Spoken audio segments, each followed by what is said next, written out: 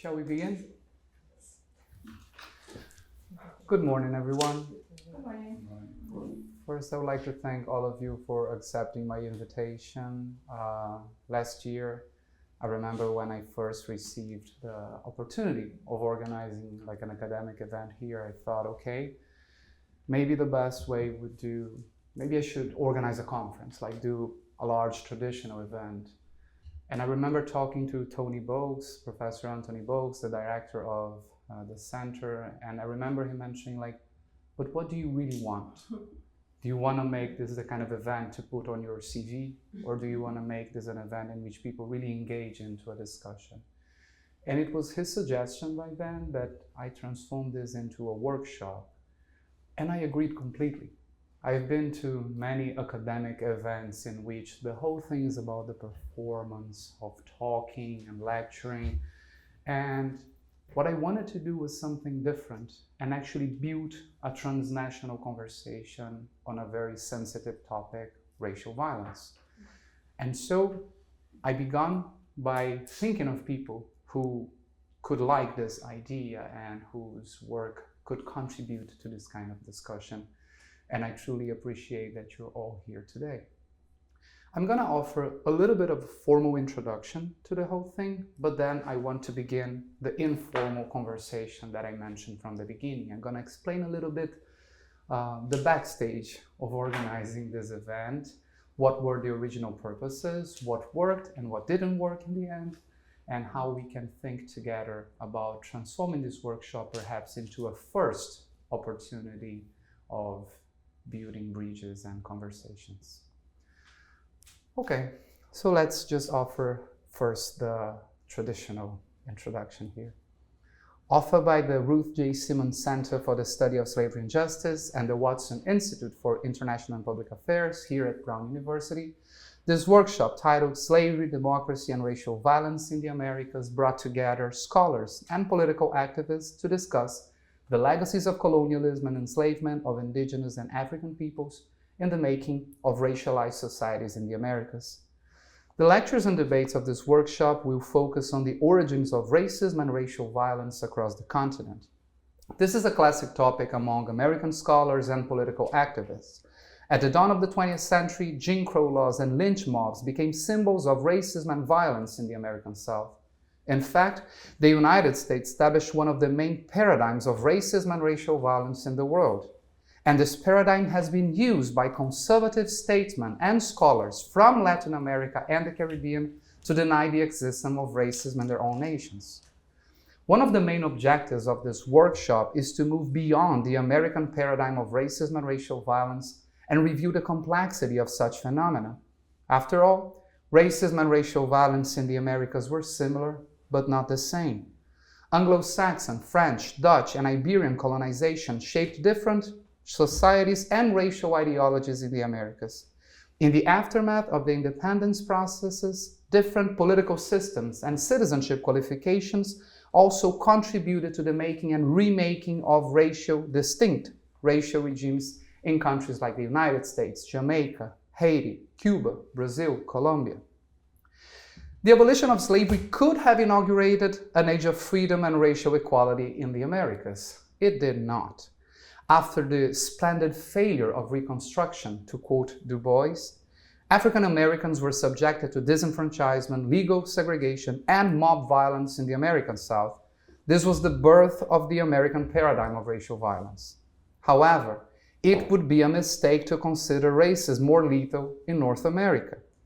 No other territory of the Americas has victimized more Africans and their descendants than Brazil, a country that proudly presented itself as a racial democracy. Racial violence is as veiled as racism in Latin America, and it is because of this more effective. African Americans have historically mobilized themselves against more explicit forms of racism. We can also mention Afro-Cubans in the early 20th century.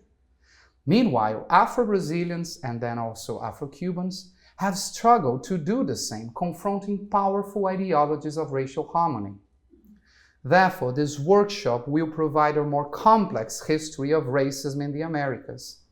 Yet, this is also the history of people of African and indigenous descent who resisted the historical injustices of their time. Their descendants still do. This is the most formal presentation of this event. This is how I thought originally of this event, and this is what I wanted to do at first.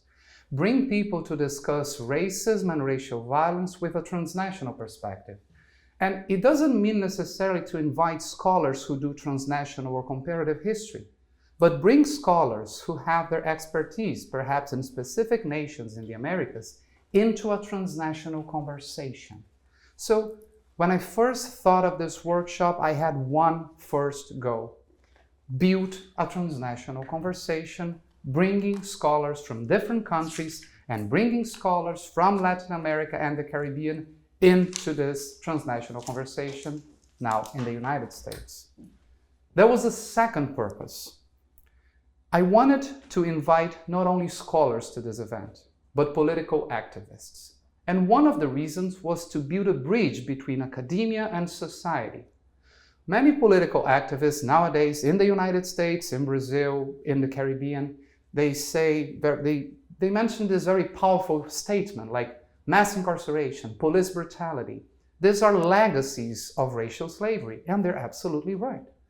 But the connections are not always clear. It is one thing to say that this is a legacy. It is a different thing to say how it became what it became. And even more, how can we explain that although racial slavery was a universal institution in the Americas, the outcome of these racialized societies are so different?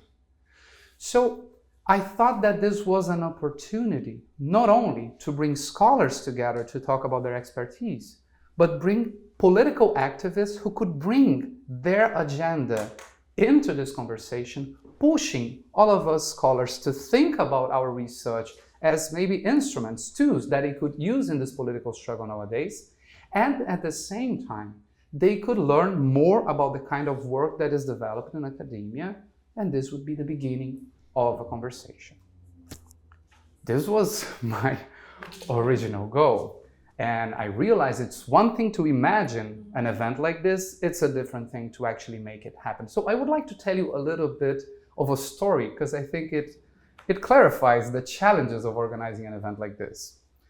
When I first began sending emails to all of you, I also sent an email to the Afro-Brazilian scholar, lawyer, and political activist Silvio Almeida. And I was talking to him, and we were discussing the possibility of him being here with us. I also sent an email to Aniele Franco, the sister of Marielle Franco, an Afro-Brazilian political activist who was murdered in Brazil while she was fighting racial inequality and racial violence in Rio de Janeiro.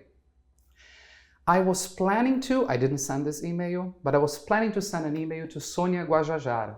She's an indigenous woman from Brazil, a political activist, and by then we were not sure if we were having an entire panel about the intersection between indigenous and African people, so I didn't send the email, but this was the plan. 2 weeks after I began these conversations, there were elections in Brazil. And in these elections, fortunately, Lula won the elections, Bolsonaro was defeated, and a few weeks later, Lula started building his government. And you lost them. And I lost all of them. He nominated Silvio Almeida, Minister of Human Rights. He nominated Aniele Franco, Minister of Racial Equality. And he nominated Sônia Guajajara as the Minister of Native Populations in Brazil. In the end, this proves that everyone was right. I was definitely right to invite them to be here. Lula was right to nominate them to the government. And of course, they were right to decline my invitation because they have something better to do in Brazil right now. This is just a little bit of a story I wanted to share with you, but this is like a funny one. There are other stories that are not so interesting. I invited Afro-Colombian, Afro-Haitian, Afro-Brazilian political activists to be here. None of them could make it, not because they didn't want to be here, because of visa issues. The United States is not a friendly country to bring people from South America and the Caribbean to be here. So there was a technical issue. I also tried to invite more political activists from the US, but this was also tricky to organize. They had other things to do in this country. So It was easier to think about this possibility than actually make it happen. But I am telling you all of this not because I want to say that this was a failure. I'm trying to encourage all of you to think about these challenges, and maybe we're the ones who should build these bridges every day, not only in a workshop like this. I'm being honest about the purposes of this workshop, but also about the limits. I couldn't do everything I wanted. I also wanted to mention that from the beginning, our plan was to invite scholars of African and Indigenous descent to be here. And we tried to build these connections. I won't mention names because it's not necessary, but most of them could not make it because of their calendar issues. It's a different thing. But I wanted to mention this because this is also an agenda that I take seriously, but it's one thing to imagine how this event should look like if we're trying to represent everyone who should be part of this conversation. It is a different thing to actually make it happen. And once again, I'm talking about the limits of this event, what I couldn't achieve, but still trying to encourage all of us to think about this agenda and how we can build this conversation beyond the walls of academia, and like bringing political activists to discussion, bringing people who actually suffer the everyday consequence of racial slavery into this conversation. This was my original agenda, and as I mentioned, it doesn't mean that I was successful, but I truly appreciate that you're all here, and as I mentioned, this is a first event. This is hopefully the beginning of a conversation, and I'm sure that we have a lot to learn from one another, and a 2 days event is not enough to actually build all of these connections. Before we talk a little bit about the program, as I mentioned, I wanted to make a workshop instead of a conference because I don't want this to be very formal. So instead of like asking all of you to send your short bios so that we could like offer formal presentations of one another, I would just encourage all of us to introduce ourselves to one another. You can say whatever you want about yourself. You can talk about your work. You can talk about what brings you here. Feel free to take as much time as you want. I think this is a better way to begin a conversation than offer the formal introductions of traditional academic events. Can we just go this way? Would you mind beginning? Sure. Yeah, I'm Michael Pfeiffer, and I'm at John Jay College of Criminal Justice, City University of New York, in Manhattan.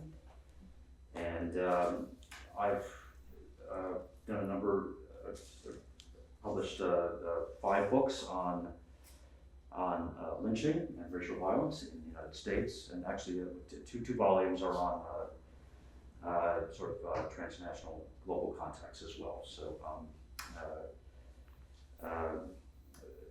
much of my work, though, has focused particularly on the United States and looking at the American South, but also trying to bring in other regions of the U.S. and finding lynching actually in every region, in sort of different incidents in terms of the numbers of cases, but this is something that happened in every region, and so that has been a large focus of my work. In more recent times, I've kind of shifted focus, and I published a book 2 years ago on the history of American Catholicism, looking at many different aspects of the social cultural history of American Catholicism, but looking very carefully at race, particularly in the context of Louisiana and the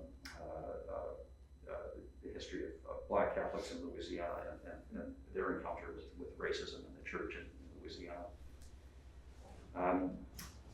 I'm currently editing some reference works with ABC Clio, Bloomsbury, on history of American racial violence and lynching. So I'm continuing to work in this area, despite the fact that some of my interests have diverged. So it's great to be here and great to meet you all and to learn from you. Thank you. Likewise, nice to meet you. I'm Leonora. I'm a postdoctoral research associate here at the center in slavery and public humanities, while next year I'll be a postdoctoral research associate in slavery and justice. This makes a little difference as this year I am the project manager for a digital project, and in fact our center is really engaged in creating public humanities initiatives and that we usually translate into educational tools for K-12 students in the US, students from the US, but also beyond, obviously, which is something that the digital allows. So what I'm focusing on this year is a learning companion that is digital. It's a website with different interactive parts, and that's on the transatlantic slave trade, and we are framing it with a language that is accessible to a mainstream audience and high school students. And we are working in collaboration with Firelight Media, and the reason is that director Stanley Nelson, as I was mentioning earlier, is producing 4 documentaries that we will use for our companion. This is a big project. We just started really this year with the digital part, so I think we'll have a long way to go. But it is important, and I think it really touches upon the mission that this center has, which is to create a community of people that are thinking of bringing knowledge and us scholars and what we do out of academia, out of this center, and just connect with different educational institutions and audiences. My PhD is in Italian studies. I focused on the colonial history of Italy and Britain during the 1910s and 1920s and 30s in North Africa, North and East Africa. And my primary sources are documentary films. So what I'm really interested in is, and that's really probably the connection of what I've been doing in the past in Italian studies and what I'm doing now here, is thinking of documentary films as historical reconstructions, but each documentary film always asks us to think of what is real and what is truth, because these are 2 different concepts. And so in terms of how do documentary films reconstruct race, how do documentary films reconstruct the history of slavery, how do they reconstruct colonialism and colonial dynamics, so these are really the questions I'm focusing on. And thank you to all of you. I'm really happy to be here. Thank you. Good morning, everyone. My name is Yuko, sorry. And I'm not wearing this out of complete vanity reasons. I don't want to perforate the fabric. Sorry, I'm just going to say it out loud. My name is Yuko. Sorry, I just thought I'd say that, just to be honest. And thank you so much for the invitation. It's great to be here, and I think this is a great idea, because I'm just tired of conferences a lot of the time. So I think this is great. So I actually went here for undergrad, so it's kind of a walk down memory lane. And I'll tell you, in fact, I studied Renaissance Italian history as an undergrad. Really? So it was a very long path until I'm finally now studying Brazil. And I will say I'm Japonesa do Japão, because people always think, I must be Brazilian. Why else would I do this field of work? But such it is. I think Brown might have kind of planted those seeds of exploring different things. So my first book, Frontiers of Citizenship, which I'm going to be sharing a little bit on today too, ended up being something that I had not expected to do. And I'll talk more about that later, because I think that process is actually important to the conversation we're having today. But it was going to be a book about, enslaved people of African descent in the Black radical tradition, resistance to slavery, like the thing that people usually, when they study slavery in Brazil, do, right? But as I'll explain a little more later, I ended up writing something very different, which ended up being about how Black and Indigenous histories are connected in Brazil, and in modern Brazil, that is post-colonial Brazil, where such conversations there's more now, but there was very little of it then. And so part of it was kind of questioning these racial narratives that we develop about Latin America, right? Why do we think Brazil is a majority Black nation? Where do those ideas come from? So I'll be sharing some more of those ideas, but as per your request, I'm gonna be emphasizing more of the Indigenous side today, and I'm really excited for kind of to hear your work too. But always kind of keeping in mind how, these kind of academic traditions that end up kind of shaping the way that we approach certain questions about race, racial violence, and what are some of the instances in which we need to question them. Sorry, I'm at Fordham. Maybe I didn't mention that. I'm in New York City. I can't drive, so that shapes my decisions. And then currently, and I'm really excited to hear more about what you're doing, because I did my Cambridge proper academic book, and now I want to write for trade. I want to be more of a storyteller. So I'm actually writing a book on the illegal slave trade. And in fact, and it's kind of the center of the story is the ship that actually leaves from Boston, 1855, goes to the Congo, and is captured off of Brazil. So it's kind of sort of known in Brazil, but obviously not so much here. So it's a story that is transnational, but it's also, this question of violence is so relevant because, as with any case of the slave trade, it is just death, disease, violence, and it's been very, very hard to write. And every day one of my issues is, how do I write against this narrative, right? This everything is just based on commodification and violence. So the goal for me, and the larger goal, is to think of different ways of telling stories and imagining stories so that we can sort of move or imagine something different. So yeah, as much as about violence, it's also kind of writing against the power of violence to shape the stories we tell about people of color, and especially in this case, people of African descent. So I'm actually really curious to hear about everyone else's work, and also as you were saying about the real and the, what would you say? Reality and truth. Reality and truth. And that's interesting too, because right now, especially with studies in slavery, there's so much about speculation, about critical fabulation, like Saidiya Hartman and others. And so I think now people in Black studies are much more daring about imagining and speculation, and I'm so glad that people are embracing that direction. But I still want to think more about how to do it well. So it's not just about, the silence of the archive and pauses. And I think that's important to recognize, but I feel like it's not enough.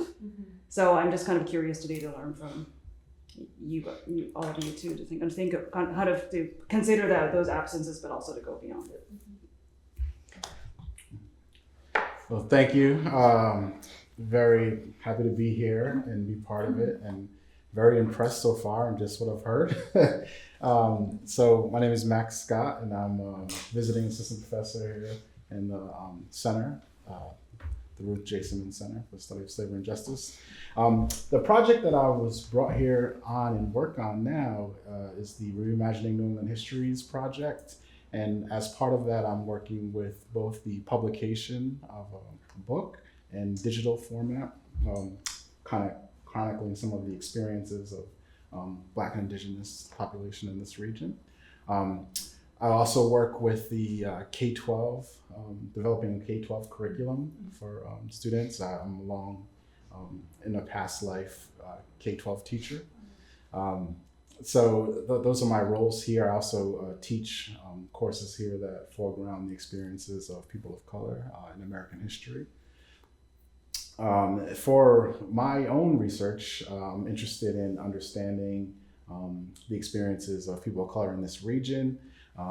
My ancestry is that I'm Black and Indigenous, and that's kind of driven my focus and research. So I really look at the experiences of Black and Indigenous peoples. I know pretty much as a selfish thing, all of the things that have happened to create the reality that I exist in, right? The things that transpired to create myself. So understanding that history and writing about that history, and in doing so, attempting to do a lot of the writing against the narrative, right, that you talked about. There's a narrative in this region about indigeneity and what that means, as the people along the east coast of North America were first contact peoples, and all of the special challenges that presents. So writing against this narrative of erasure and vanishing and all of that too. So that's me in a little bit. Thank you. Yes, hello, and thank you, Marcelo, for the invitation. It was really with enthusiasm when I got your message that I decided that I really wanted to be part of it. I'm Aline Helg, and I encountered race when probably most of you were not born. When I started my studies in Europe, it was when we had the waves of Latin American refugees coming from all these dictatorship. And I decided to do a PhD on Latin America, on education. It was, and at the time, the only country that was not under dictatorship was Colombia. So I got into Colombia. I got there to do my research on how they built an educational system in Colombia. And I immediately encountered race. It was really a shock for me because all my friends, Latin American friends, with Marxism, with class struggle, I arrive in Bogota and one of the first things I hear is this insult, Indio, and all the time it was with really racist comments and so on. It was common. So I was so struck that also doing my research was fascinating because as I researched how they built this educational program in Colombia, it was in fact they decided to create a public program because they could not attract white immigration. And so that was, we cannot whiten the nation, so we are really going to civilize the nation by building a public system for the poor people who are generally darker skinned. And then it's at the same time when they created the private system. So it's really, it was a dual. And then I encountered debates on race with about mestizaje, how that affected really was shocked for me at the beginning when I encountered that. And then I decided I applied for a postdoc on racial theories in Latin America, which by the time was completely, practically ignored. It was on the myth of racial democracy and so on. So we did this book with Richard Graham. It's on the idea of race, which wasn't the first one. And then I had another grant to work on something more specific, and it's when I decided to turn to Cuba, because Cuba was also overlooked for issues of race, when in fact it's really a country that is, race is very present there at every corner, but at the same time silenced more than anywhere else, I think so, even up to today. As you might have seen in the last part of my paper. And so that it was really the discovery of first the magnitude of Black organization in Cuba before the mid 20th century. Really incredible, especially compared to Latin America, but also the magnitude of racial violence and this massacre of 1912, which until now is something that people don't want to talk about in Cuba. It's still kind of very much silenced. It was really, the numbers, thousands, and I said, well, else, it has been similar things against Native American in Latin America, but it was really so striking that something that I put to light, not without difficulty. The reception was sometimes hard because people and scholars in the US didn't want that to be in the light, public light, because all these things, you are for the revolution, against the revolution, and it's supposed to deal with it, one that knows about it. So after that, it was also difficult I was never invited to talk about it in Cuba. I had only one public presentation on television in which, because I showed the cartoons, they couldn't say it's not true. But that was it. And so I decided to go back to my first love, which is Colombia, and did study then on independence, end of slavery, and also the difficulty to create a nation, supposedly a raceless nation, when in fact you keep slavery up to the mid-19th century. And I focused on the Caribbean part of Colombia. And it was a great experience, also of how, and it has to do with your work as well, how these constitutions that were raceless constitution in fact use other means to continue to marginalize, discriminate, and dominate. And after that, so I was back in Europe. I left the United States. I was so struck by the fact that people had all this myth about not only slavery, but emancipation. As it's the miracle. It's without first realizing that a lot of enslaved people had been had managed to free themselves since the beginning. And the struggle it has been that emancipation has never been something without a struggle, military often struggle, a conflict. So I wrote this book that I brought to you, Slave No More, that has been published in English and also in Spanish, with the hope that one of either you or that might take a copy to Cuba, which all my previous attempts have failed. And then just to be short on that, and now I'm working on it's for an article, but on free home laws and what it meant really, these free home laws. In fact, I'm discovering is using secondary literature, but most of the children who were born under these free home laws never really got their freedom.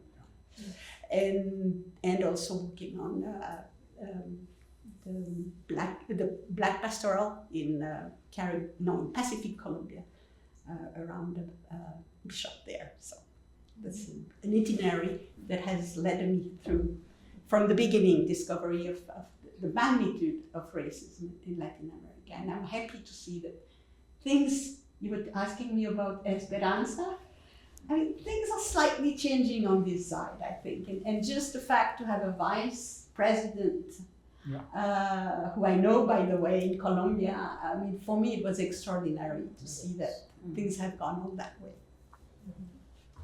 But I'm really looking forward to that workshop exchange with you, and hopefully try new ways to think about the future as well. Dina, feel free, fica à vontade para se apresentar em português se quiser que eu traduza, ou se apresentar em inglês como você se sentir mais à vontade. Em português. Por favor. Infelizmente. Problema algum, querida. Bom dia. Quero agradecer o convite, Marcelo, de participar desse workshop com esse tema. Para mim é muito importante trocar, né? Compartilhar, trocar essas ideias, conhecimentos. Você vai traduzir? Yeah. Dina thanked me for the opportunity of being here and discussing the topics of this workshop and meeting all of you.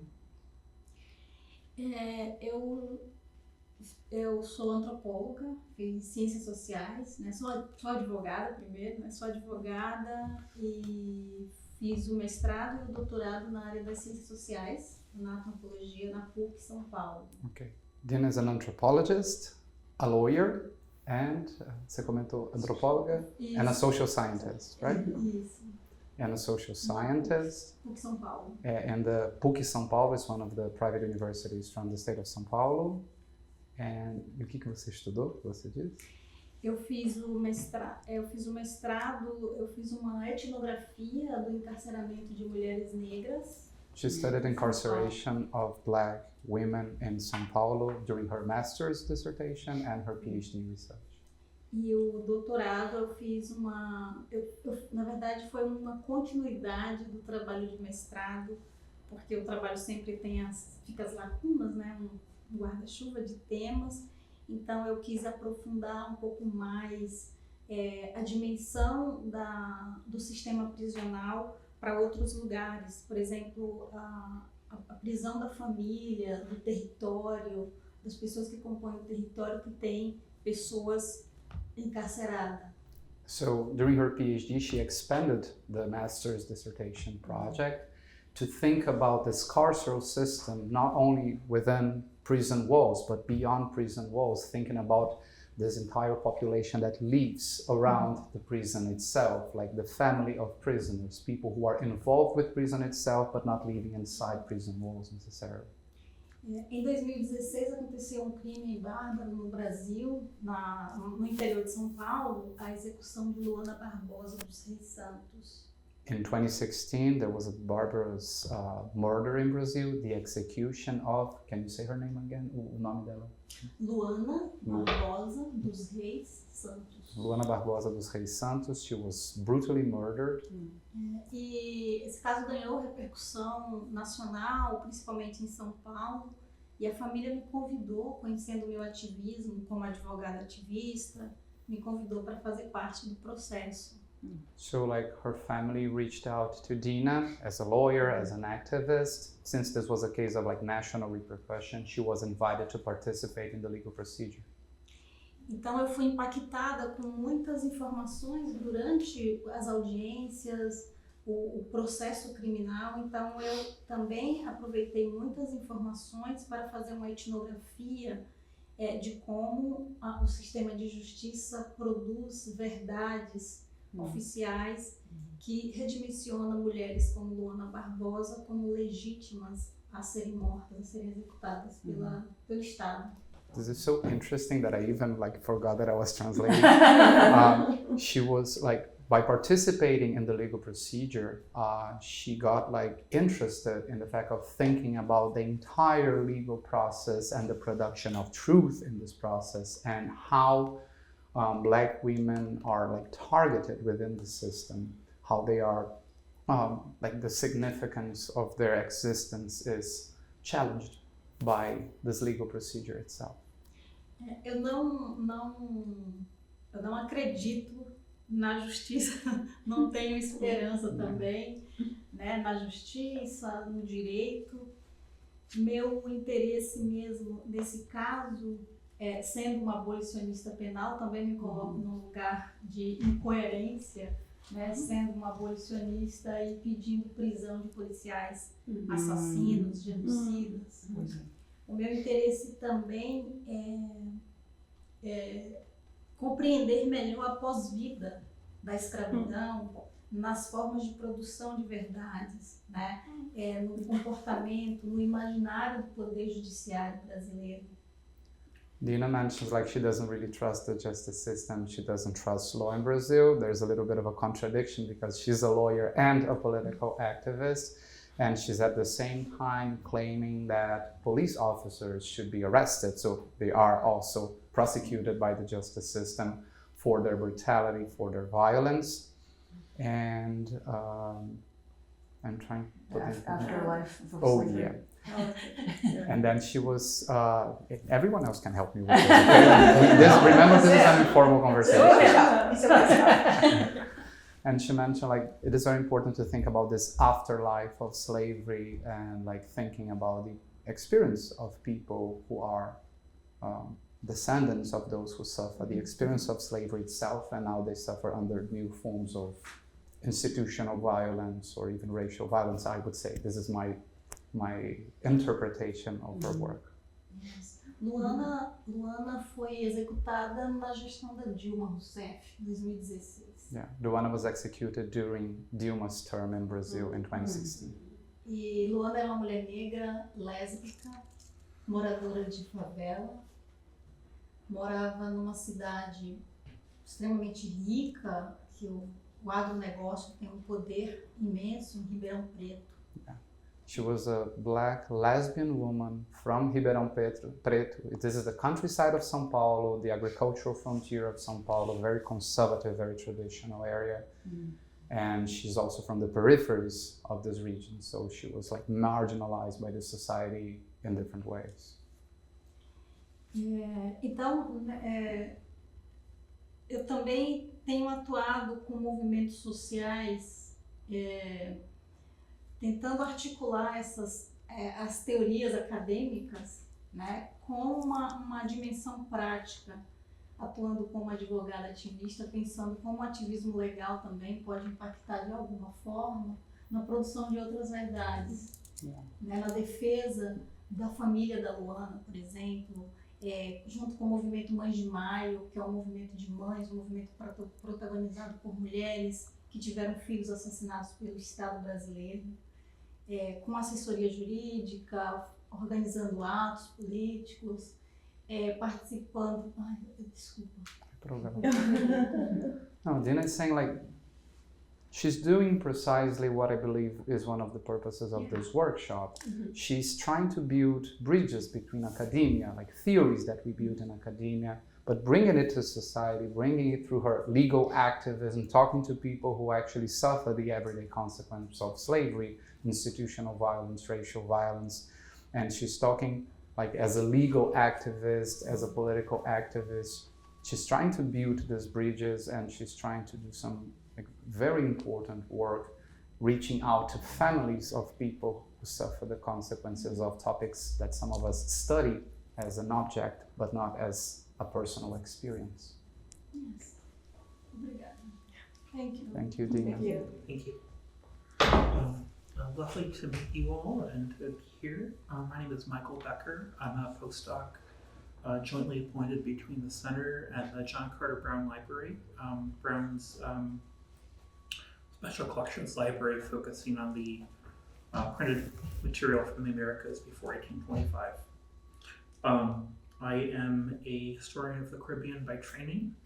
I work on, my current book project is thinking through enslaved people survival strategies in late 18th, early 19th century Jamaica. I'm really interested in questions like, how did people get enough food to survive? How do families try to stay together? How do people try to protect or mitigate violence meted out on them? How do people try to challenge the immediate conditions of their work?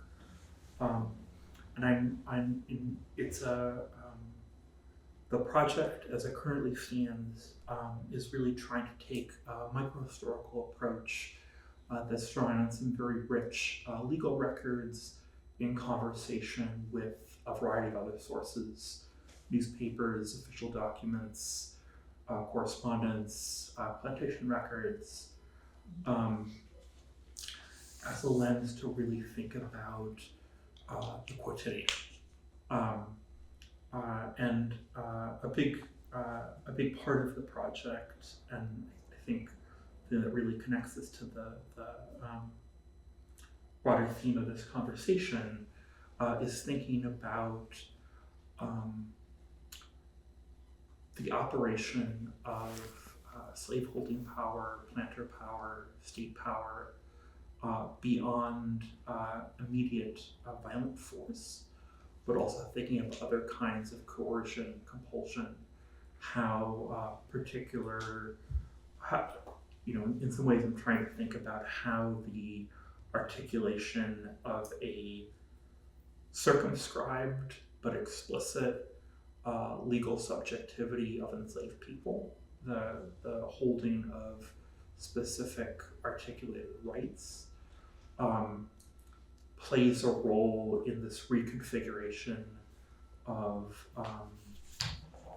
black subjection and exploitation in the British Empire in the Age of Abolition and the beginning of the era of emancipation.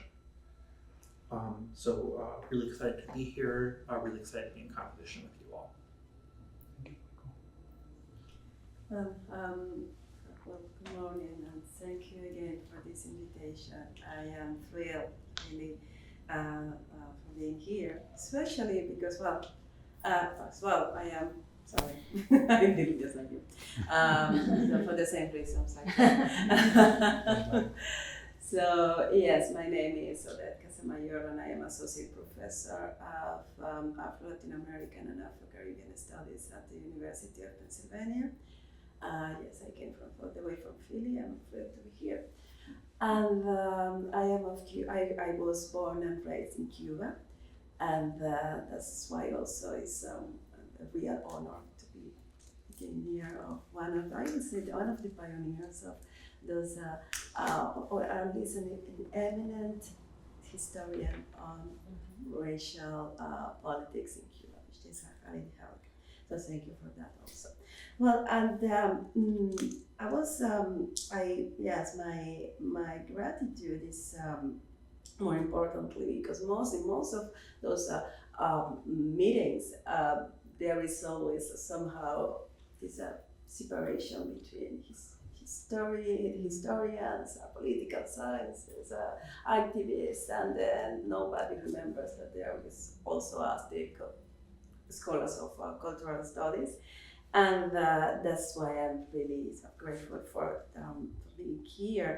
And especially because, so we are going to, as I gather from, especially from your introduction and what one of my colleagues has been saying here is how racial violence is fundamentally unstable. And what I am working on lately is precisely this racial violence, but so from an epistemological point of view, which actually it touches almost all of the questions that I have been hearing so far. And I have been specifically so appealed by this idea of how this extreme violence, so you were talking about this extreme violence and how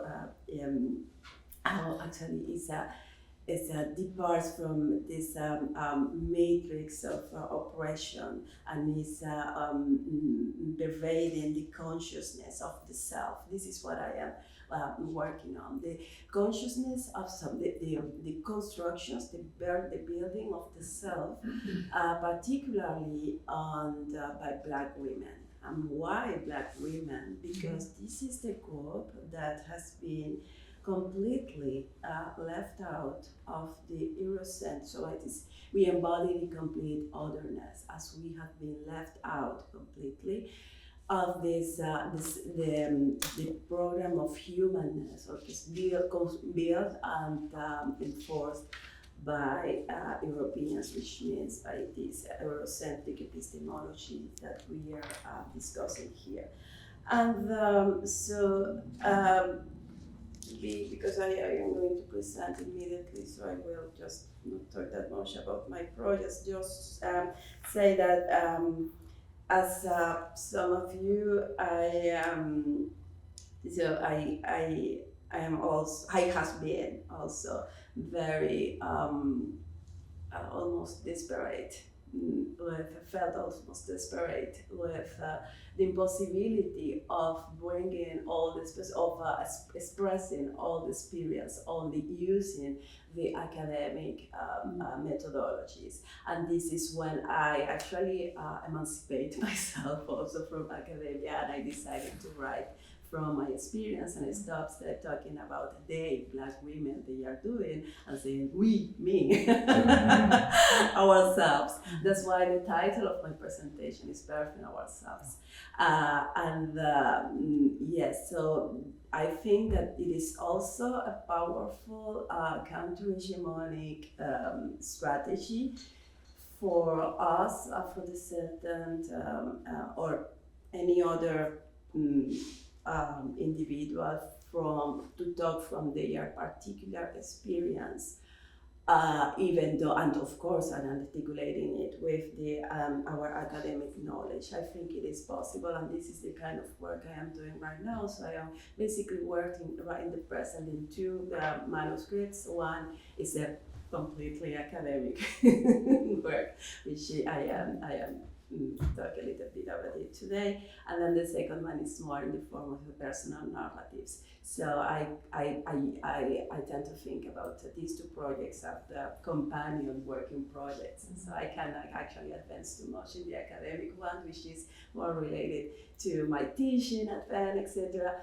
But I cannot go too far without advancing at the same time my personal narratives, which is also how to survive this existential violence, the fact of not non-being or being constantly the other, which from what I have been hearing is relating somehow with also with your questions. Well, when you Dina, I'm sorry, I should just también con tus. I want to say this in Spanish because it's more related to Dina. Particularmente, so encuentro que parte de mi trabajo cuando estoy discutiendo sobre esta, actually, not even violencia epistémica, pero este epistemicidio con respecto a las mujeres negras, específicamente en tu trabajo, pienso que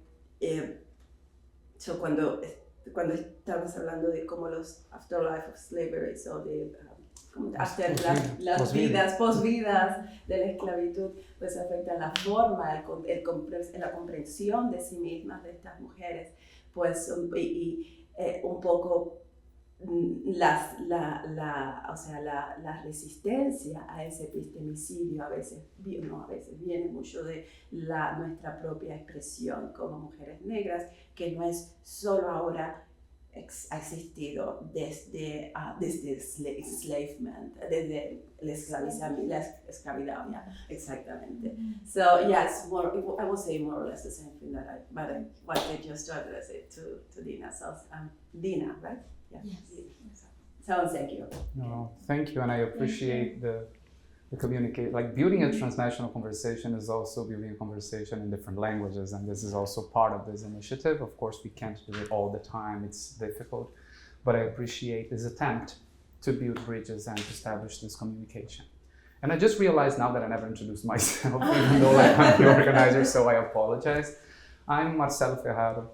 I am a postdoc here at the Ruth J. Simmons Center for the Study of Slavery and Justice and the Watson Institute for International and Public Affairs.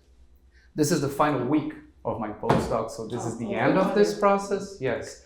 And starting in a few weeks, I am the professor of contemporary history at the Federal University of the State of Rio de Janeiro in Brazil. So I'm gonna continue working, thank you. I'm gonna continue like working with the center in any way I can, but like building connections from Brazil, and like my research is about slavery and racial violence. I should be in Brazil. Yeah. So I've always said that. When I mentioned to Tony, the director, he said, it's good that you've been here, but it's great that you're getting back there, especially in Rio de Janeiro. Mm-hmm. This is the epicenter of racism and racial violence, and also racial ideologies in Brazil. So I think it is fundamental that I'll take my research there. I'll just mention a few things. I don't want to make this long. Like I defended my dissertation my PhD dissertation at the University of São Paulo in 2021, but I began this research in 2017. By then, I was focused on the intersection between slavery, criminal justice, and the death penalty, comparing Brazil and the United States. Two specific regions, but I was planning to interpret the differences and similarities between Brazil and the United States. And 1 year after I began my PhD research, and by then it was very theoretical, it was very technical, this happened. And we were, I think, a few months before the elections of 2018 in Brazil. Marielle Franco, a Black woman, an Afro-Brazilian stateswoman, she was the deputy who received more votes in Rio de Janeiro, and she was fighting militias in Brazil, former policemen who become like organizers of criminal activity, and they control areas in peripheral Rio de Janeiro. She was fighting them. She was also proposing bills like establishing a municipal day to discuss mass incarceration and violence against people of African descent. So she was a very young politician discussing racial violence in Brazil. And she was murdered because of this activism. And right after that, she became a symbol of struggle against racial inequality, racism, and racial violence in Brazil. But this happened months before the election. Almost all candidates by then who wanted to become presidents in Brazil, they presented condolences. They were like shocked about this, except for one. Jair Bolsonaro, the one who was elected. And his discourse in the aftermath of her execution was, this is just a common crime. This is not a hate crime. This was not motivated by race, and this was actually her fault, because she's one of those leftists who fights for human rights and defends people who actually are the ones who commit crimes in Brazil, most of them Afro-Brazilians. This entire narrative fits perfectly with Brazilian racial ideologies. No one, not even conservative people, would deny that Brazil is a very violent country. But it's violent, not necessarily racist, because the paradigm of racial violence that we have in mind in Brazil comes from the United States. So I started thinking that by then my research should not be so technical, so theoretical, and it was not exactly about the intersection between slavery and criminal justice. It was about race and criminal justice and the consequences of distinct racial regimes, the legacies that led to distinct regimes of racial violence. So that's how I got to this idea. But by then I was doing like the PhD, I needed to finish it, defend it. So as soon as I arrived at Brown, I started developing a new research project, now focused on the intersection between slavery, race, and criminal law, thinking about the making of not only distinct racial regimes, but distinct regimes of racial violence. And my presentation of this workshop today is inspired by my own research. I'm thinking like, yes, racial slavery was a universal institution in the Americas, and it victimized indigenous people, African peoples. But these societies, they're so different. And not only that, there is a transnational conversation between the societies all the time, precisely because the United States established a paradigm of racism and racial violence. This experience became an instrument, a rhetorical instrument for racial ideologies in Latin America. So it is fundamental to build this transnational research, because it is impossible to understand how the societies became different, not only by comparing one to the other, but also by understanding that they influenced one another. So this is what I'm working on, thinking about the making of distinct regimes of racial violence, not only within criminal justice system, not only legal violence, but extra-legal violence. That's why my research also establishes a very important conversation with the work of Michael here. I think this is everything I had to say. I would just like to mention a few things about the program, very technical stuff and very quick. Instead of I've been to conferences in which there were very long panels in which many people were talking, and that was never productive. I think we all get tired. So I thought of panels in which two people are presenting, and I asked if you could present your work in approximately 20 minutes. I won't count time or anything, but this is just an idea. I think it works 20 minutes, we can all keep attention. I'm a teacher, I worked as a teacher for a long time in Brazil, and I know my students, more than 20 minutes, we lost them. And I think the same thing happens with scholars. So I think 20 minutes presentation, then another 20-minute presentation. I invited a few of you to be the commentators, but as I mentioned to all of you, this comments should not be something very formal, just one or two questions so that we can begin this conversation, and then I would like this to become a very informal discussion about the topics, not only about the presentations themselves. Okay? So this first panel, it is titled The Legacies of Racial Slavery in North America and the Caribbean. Odete Cassamayor accepted my invitation to be here. She will be the first one presenting.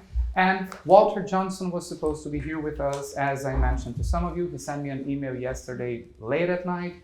He had a health problem, he had to go to the hospital. It doesn't seem to be anything too serious, but as I mentioned, serious enough that he could not be here with us, unfortunately. But we might decide later if after Odette's presentation, Michael will offer his comments. We might discuss his paper. I believe some of you had the opportunity of reading his paper. If you wish, we might do that anyway. Okay? So this will be the first panel, and just a few technical information. After this panel, we have a lunch break. We will have lunch here at the building at Norwood House. It's going to be a very informal thing. We have the opportunity of using the kitchen around here. Then the second panel begins at 1. Me and Michael will be presenting our work. Of course, I organize in a way that I could benefit from it. But I think it makes sense, the kind of research we're developing. I think there's some coherence that will allow us to establish a greater conversation that goes beyond our work.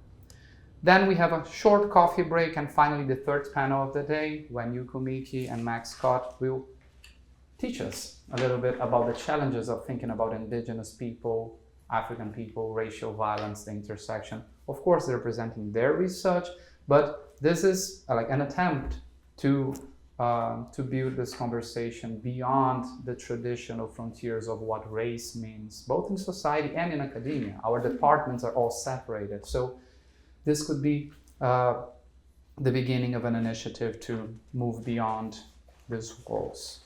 Finally, we will have dinner. I'll be very honest with you. I planned that we could have dinner at a very nice place, the faculty club around here. They had some technical issues. They couldn't welcome all of us there.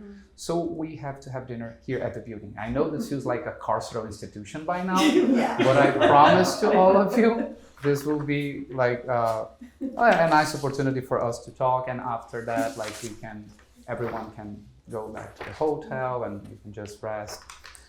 Tomorrow, I just want to explain to you that there is one difference. We only have 2 panels tomorrow. As you see, I didn't try to make this a very long conference or anything, like it's a workshop, a few panels, 2 people per panel. The first panel tomorrow will not be in this room. It is going to be across the street in the Peterucci conference room. I can explain the reason. I'm the person at the Historical Injustice and Democracy Research Cluster. Every event that I organize, I should offer something to the Brown community. So it's part of this, it's part of their demand that one of our panels is a public panel. And this was just a technical decision because of timing. So tomorrow we will have the first panel. It will be an open event, but Yuko might say if I'm wrong, but I learned that the Brown community, like people are amazing around here, but not too many people come to these public events. That was my experience so far, at least. Especially on Friday. Yeah, so I expect all of us to be there, of course, and I expect a few people who are like part of the CSSJ community to participate. Don't think of this as a large conference either. This is just going to be one public panel, and we should have the same kind of discussion.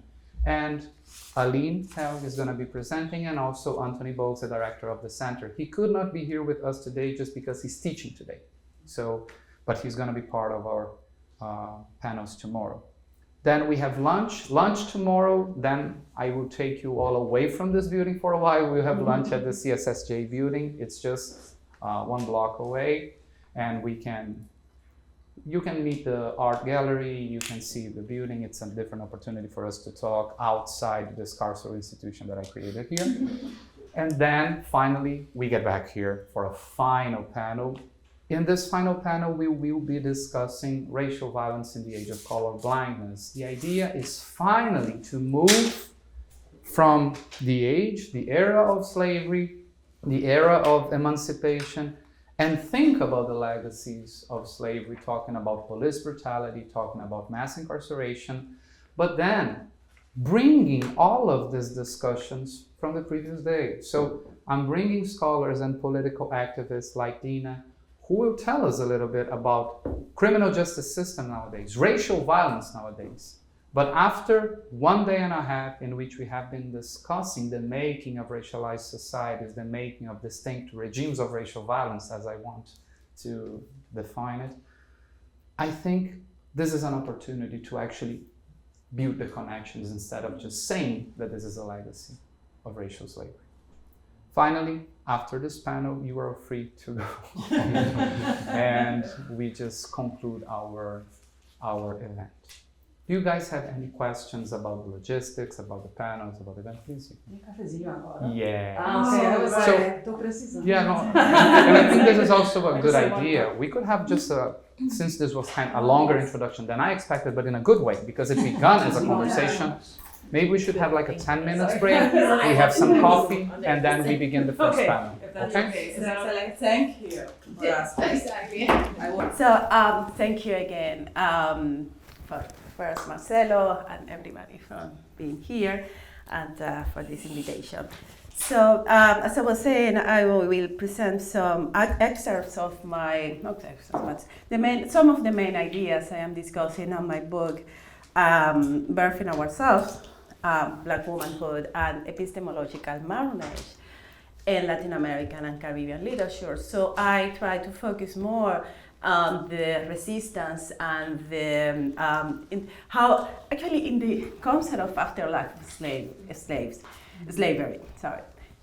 We tend to focus on the legacies of oppression, but within the concept of at least the concept by Christina Sharp, she also recognizes. So at the same point, at the same time that she is recognizing the legacies of oppression, there is also the legacies of resistance, and they are marronage as a concept, particularly referred to the Afro-diasporic resistance, although marronage existed before concerning indigenous people, so indigenous enslaved actually also people. So in this sense, it is an important concept for me. So, and I will read. So it's fastest instead of, if not, we can, the 20 minutes go fast. So, Birthing Ourselves is a comprehensive monograph that discusses a major but notably unaddressed question: what is to be a Latin American or Caribbean Black woman? And I found answers in the experience of Black women who reject socially imposed identities and choose to build their own forms of identification and create radically different narratives of Black female empowerment. Through the in-depth analysis of a wide selection of literary accounts of the Black experience offered by contemporary Afro-Caribbean and Afro-Latin American women, I examine what I identify as the Black women's ontological self-birth, that is, the reinvention of the self, through carefully designed acts of labor involving the deconstruction of the ideas of Blackness, womanhood, and Latin American and Caribbean identities, while simultaneously producing new counter-hegemonic epistemologies. Through ontological self-birth, we defy the presumed universality of the humanist project outlined and enforced by the Europeans, in which the Black woman is conceptually dehumanized and objectified because of race and gender. While first notions of Black womanhood in the Americas derived from the uprisal of enslaved African women whose bodies were prized for their ability to increase the master's capital through physical work and biological procreation, post-slavery and contemporary constructions of Black womanhood are generally based on the reproduction of inaccurate and commodified images, like servants, caregivers, criminals, prostitutes, and matriarchs, etc. And those commodifying images, the pervasiveness of these commodifying images contributes to upholding the oppression of the modern-day Black woman. Through this objectifying imagery, the Eurocentric and heteropatriarchal system makes Black women the embodiment of an all-encompassing otherness, in opposition to which is defined the allegedly correct selfness, construed as a false expression of the Western concept of the human. Self-birthing allows Black women to escape the system built on our categorization as others. These are the narratives of self-emancipation that I examine in my book within the realm of what I call epistemological marronage. And I coined this term to conceptualize the agency of Afro-descendants when we unshackle ourselves from the forms of identification and worldviews sustaining our oppression and advance new existential possibilities. Derived from the notion of marronage as the enslaved's main form of resistance and self-liberation, generally by fleeing the master's domains, I, however, seek to emphasize how, through marronage, the dispossessed subject recovers her power over her body, space, and time. My claim is that as the fugitive slave ceased being a commodity caught in a Europatriarchally dominated world and became a human being free to reinvent herself in the wilderness, it is only by fleeing what can be considered the epistemological plantation that Black women shed the otherness foisted upon us. That wilderness, the uncharted territory of our existence where we can finally find freedom, is within ourselves. For the true account of ourselves is not to be found outside of our bodies and minds. My perspective also challenges the most common approaches of marronage.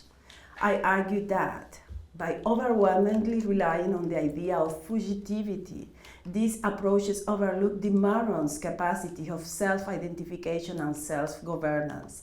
When the marron's liberatory agency is seen as a mere response to colonial hegemonic structures, it remains subject to the enslaver's system and is still related to the Eurocentric order.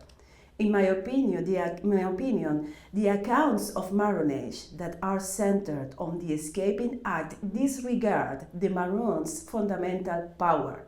They minimize the fact that outside of the plantation, self-liberated persons terminate not only enslavement but also their identification as blacks. For blackness is instrumental only within the system that purposely creates and recreates it as an identity. Shackles are those broken in both the natural and the epistemological wilderness where, as self-empowered refugees from physical and mental bondage, we build new understandings of ourselves and the world. Therefore, in my concept of epistemological marronage, black agency distinctly prevails over fugitivity. And I also argue that this new self that emerged from epistemological marronage is socially condemned as a monstrosity. When black women reject the stereotyped identities, we become nameless and unfathomable to society, and we are rapidly identified as uncanny creatures. Okay, this perfect. Yeah. Okay. So Anastasia, I think everybody is somehow familiar with this image.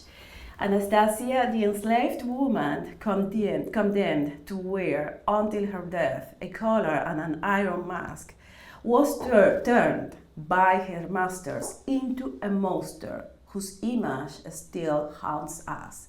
Her violently covered mouth has become a symbol of the intentional bestialization of black women in the Americas. A black woman appears here in this portrait as a monster, but she wasn't a monster. She was converted into one. And today, Anastasia, the black monster, has been popularly sanctified by the Brazilian black community. And I have brought this picture also. So the second one is an artwork by Brazilian artist Yuri Cruz titled Monumento to Anastasia's Voice. So you see, monument to Anastasia's voice, the voice that we cannot hear. And so the first part, of course, is the, but I explain it here. I won't take my 20 minutes. So this, the artwork, the monument to Anastasia's voice, is an imagined, of course, portrait of Anastasia without the muzzle, showing her beauty and her internal peace, so somehow her interiority. Monsters were also, for instance, I am jumping to another case, were also, for instance, Nani, Carlota, and Fermina, who were Maroon leaders of devastating insurrections in colonial Jamaica and Cuba, who were also vilified as monsters in archival accounts. And monstrous was also the enslaved-born Chica da Silva or Ursula de Jesus, the 17th century Peruvian slave, who claimed to have been chosen by Christ and was similarly viewed with demonic suspicion in her day. So one way or another, all their actions were judged unacceptable because these black women refused to exist for the exclusive profit and pleasure of others. Then, after abolition, the imagined black women's monstrosity, and I emphasize imagined, so it's a construction, monstrosity has remained linked to the impossibility of the Europatriarchal order to comprehend and recognize the agency we exert when rebelling against the controlling images that regulate our inclusion in marginalizing hegemonic structures and narratives. Hence, demonization and dissent shape the lives of the monstrous black heroines examined in my book, whose self-birth has been recreated by writers Maurice Condé from Guadeloupe, Edwidge Danticat from Haiti and the United States, Carolina Maria de Jesus and Conceição Evaristo from Brazil, Jamaica Kincaid from Antigua, the United States, Nancy Morejon from Cuba, Victoria Santa Cruz from Peru, Yolanda Arroyo Pizarro, and Mayra Santos Febres from Puerto Rico. So there are some of them. So I rely, why literature? Also because I'm a writer. But I rely on autobiographical, fictional, and poetic works and poetic works because the creativity inherent to literary production is consistent with the centrality that the creation of ontological and epistemological newness has in the self-birthing of Black womanhood. Through the creation of fictional characters and events, these authors reenact the inner transformations of contemporary Black women that seek to reinvent themselves, the reinvention of themselves. By focusing my inquiries on the praxis of monstrous Black women, I follow Sylvia Winter's pioneering work, particularly drawing from her notion, recently revisited by Catherine McQuittrick, of demonic grounds, to address the spatial unrepresentability of self-defined Black womanhood in Euro-patriarchally constructed narratives. My commitment to cultivate the new epistemological territories envisioned by Sylvia Winter leads my study of Black women's ontological self-birth, and this is a process involving death and rebirth, whose achievement requires the recognition of the artificialness of objectifying preconceived identities. Self-birthing echoes, in that sense, Frantz Fanon's call to oppose the Black subject's thinness, claiming the right to exist for somewhere else and for something else, that is, in a world not structured by the Eurocentric cosmological order. In birthing ourselves, no, that's fine. I thought I was, yeah. You can just do this. Here. No, what happened? What did I do? Okay, anyways, let's focus here. So in birthing ourselves, I therefore analyze, yes, thank you. Yeah, that's fine, thank you. In birthing ourselves, I therefore analyze Black women's resistance to play a role within narratives written neither by ourselves nor for us, but rather against us. That's why probably you are suspicious, because none of those narratives, none of those, not our justice system has been it has been actually built and developed. I'm so sorry, yeah, I was talking to you. No sé si me sigues. Ok. Bueno, en español. Es por eso que esas narrativas, o sea, por eso pienso yo, resueno con tu sospecha con respecto al sistema jurídico, porque ese sistema jurídico, todas las narrativas del orden en que vivimos, no han sido construidas ni por nosotras, ni para nosotras, en contrario, contra nosotras mismas. So that's why, but sorry, I come back here. And this implies, sorry, and this is, it's just that, well, yo había escrito esto, pero siguiendo lo que hablaste, pues correcte. And I promise I will be less than 20. Okay. Okay, and this implies ruthlessly destroying the once enslaved and subsequently objectified Black woman to create our own models of personhood, shaped by our own visions of humanness. We engage in the production of counter-hegemonic epistemologies whose urgency has been stressed by prominent feminist scholars and activists of color, such as Sylvia Winter, Audre Lorde, Patricia Hill Collins, Aidilla Hartman, Grada Quilomba, and from Latin America, Susan Cecer, Lelia Gonzalez, Sueli Carneiro, Beatriz Nascimento, Oshi Curiel, and Gloria Saldúa, among others. Birthing Ourselves, my book, theoretical framework, draws on their works. And some of the writers and works I am discussing in my book, I won't read everything, that's why I brought them. The slides is easier. So, and I will just introduce some of the writers, only some of them, no worries. I am discussing in my book from this point of view of the concept of self-birthing of the Black woman.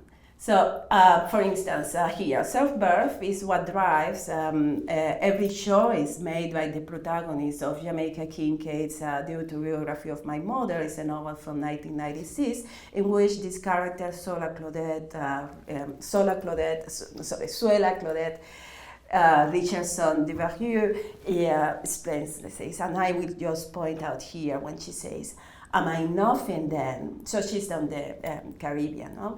Am I nothing then? I do not believe so, but but if nothing is a condemnation, then I will love to be condemned. Just that one. Yeah, yes, but it's much more, but let's go fast. Here, okay. Oh, yes, he said. And then another writer, your writer. I'm discussing my work as because it's Baristo, where we have we can read the psychological process through which Poncia Vicencio, which is the main character of Evaristo's novel, and she withdraws from social reality, becomes self-conscious of her Black womanhood. This is how she also recognizes, Poncia recognizes what Christina Sharpe has called the afterlife of slavery that we have been discussing before. So what she does, Poncia, is recognizing the afterlife of slavery within her own experience and the experience and the lives of everyone back in the remote plantational town that she actually escapes. So as Poncia, the character, as an epistemological Marron woman that escapes from the narratives that dominate her social experience, discovers herself through her interiority, and she gives birth to herself. Poncia understood that emancipation, Poncia essentially character again, that emancipation can only be attained by accessing her internal void. So she has to erase all the social narratives from herself and invent her own narrative that defined her and her world, of course. So this is actually, her internal void is a hidden place inside herself where she found her innermost humanity. Once Poncia discovered this innermost humanity, she was able to oppose it to her socially created identities as a Black, poor, a slave descendant, Brazilian peasant woman. All these constructions, all these identities that shaped her reality. But she discovered that she was something else. She was whatever she wanted to decide, she decided she was. And this is the same for the other characters. By fully embracing her subjectivity, Poncia ceased to be an object and became a self-defined subject. And then another writer I am working. Thank you. No, I let you do it. Sorry. Okay, my dictatorial ways don't work. So even though I will be on my work, I am referring to the characters, so main characters in several novels by Guadalupean writer Maryse Condé. I decided to just bring this powerful account by herself when she says from the writer, from Maryse Condé itself. So because it's also helped me to link to show you how, even though I am using on my work the fictional characters, those fictional characters are actually recreations of a work that we do in our everyday lives as Black women. That's why also my second book, my companion book, is a personal narrative in which I am actually posting somehow myself. But I am still with Maryse. I'm not doing it here. So Maryse Condé says, I think what essentially nourishes my creativity is displeasing people. Of course, because displeasing people means not falling within those identities that has been created not again by us, but even against us. Since childhood, the submission of a model disgusted me, and I did everything not to settle for this. Even to this day, I have the desire not to be what they expect from me. And I go to my next writer, thank you, which is Edwidge Danticat. And here I focus on Amabel Desir, which is the main character of Danticat's novel, The Farming of Bones, who explicitly, and this character, Amabel, who explicitly incarnates the epistemological elusiveness ingrained in this process of self-birth. A black poor woman, Haitian-born, but a resident of the Dominican Republic, Amabel had no origins, family, or citizenship. Since she couldn't be framed within a well-defined identity, she seemed non-existent. This situation is aggravated when she loses her friends and returns to her natal yet unfamiliar Cape Haitian in Haiti after the genocide of Haitians and Black Dominicans ordered by dictator Rafael Leonidas Trujillo in 1937. Only her dad, to whom officially memorialization was denied, kept her alive, which prompted her to call herself a living dead. And although it is almost impossible not to associate Amabel with the undead from Haitian voodoo, the word zombie was carefully avoided throughout the novel. Another term was chosen by Edwidge Danticat to depict not only Amabel's transient existence, but that of all Haitian migrant workers, and is that of wayfarers that you have in the quote, which allows us to reject the common objectifying belief that Haitians are, and I quote from that one, the burnt crud of the bottom of the pot, at the bottom of the pot, and that they don't belong anywhere.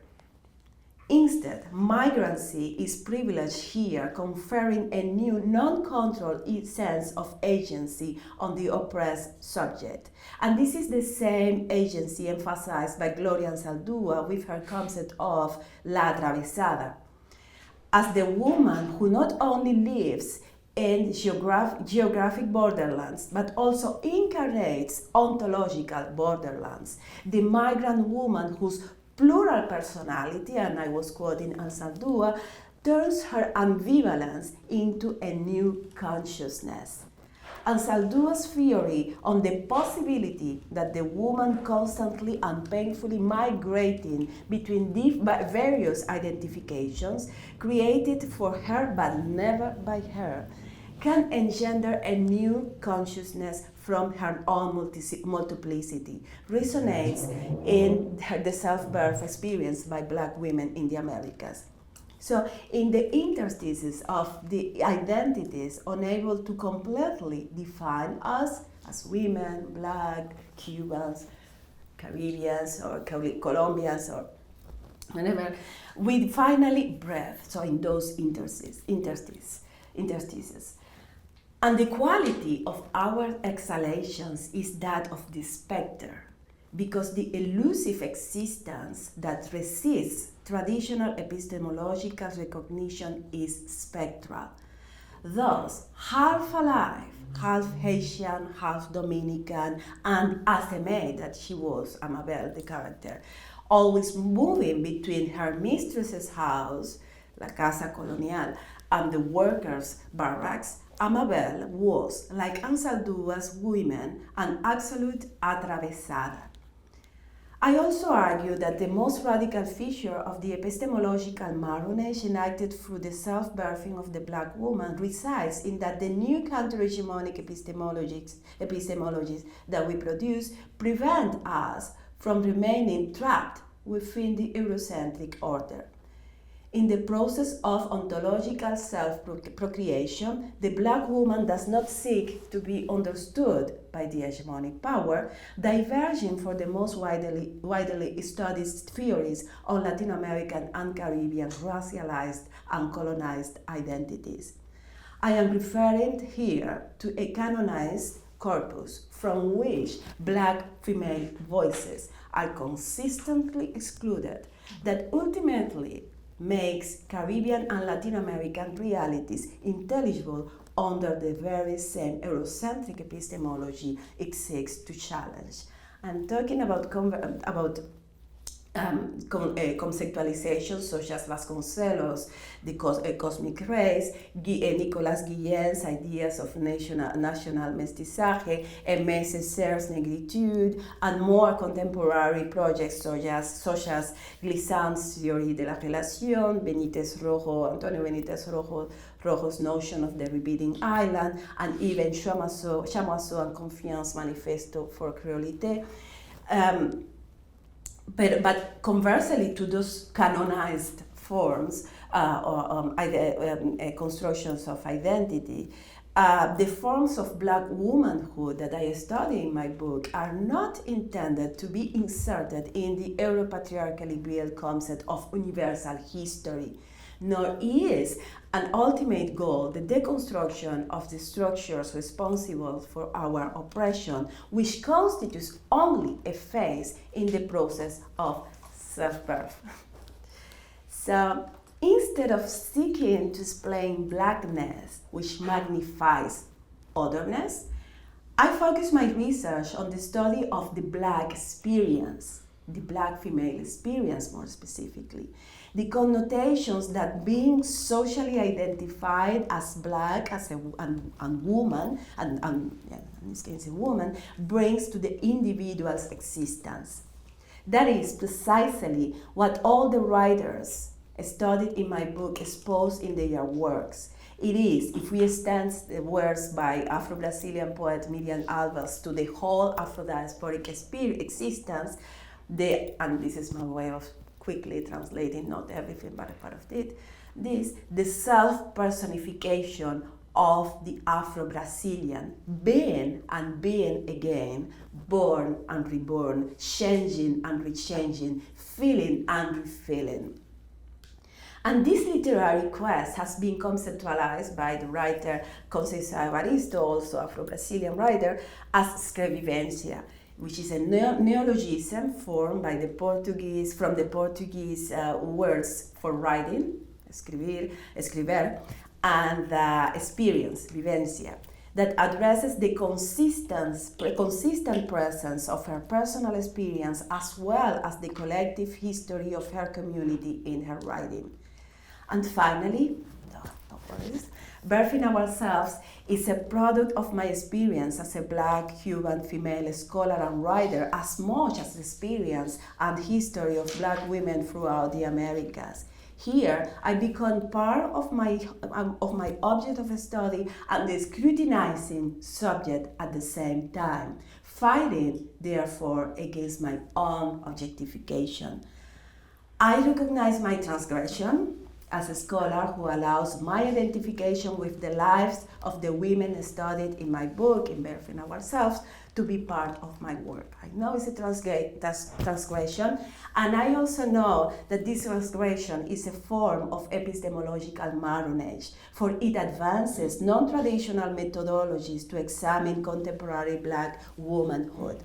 My academic marronage, furthermore, joins this book's counter-hegemonic driving force, which is to demonstrate, by revealing how Black women's self-birth opens new possibilities of life, that other conceptions of humanity are possible. So we still have hope. So thank you so much. I hope I wasn't too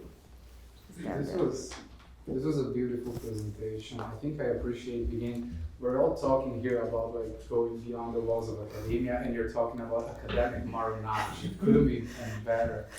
And I particularly enjoy the way you're thinking not only about the legacies of slavery, the legacies of racism, but the legacies of resistance.